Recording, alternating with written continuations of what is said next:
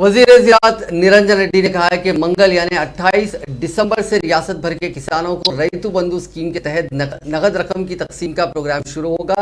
इस स्कीम के तहत अब तक 8 मरहलों में हुकूमत की जानिब से 50,000 करोड़ रुपए खर्च किए गए।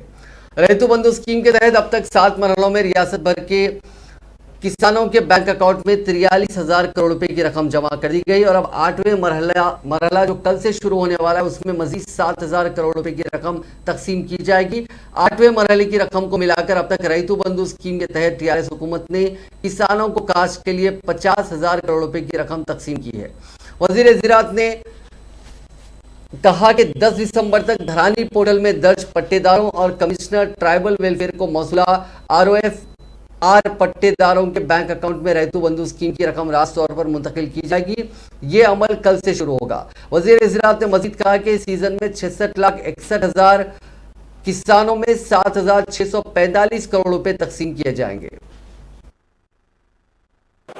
Just like that, let them take initiative to see that the process begins and some unemployed will get employment with the process of Government of India's recruitment.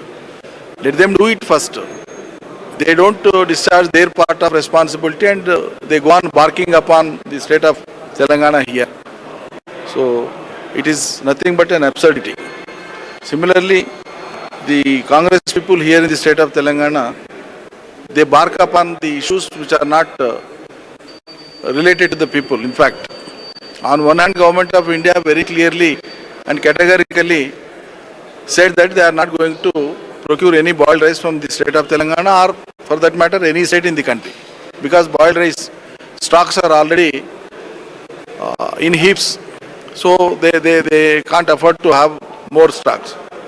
That is the reason we have asked the farmers not to go for paddy in the second season, which is suggested by Government of India itself.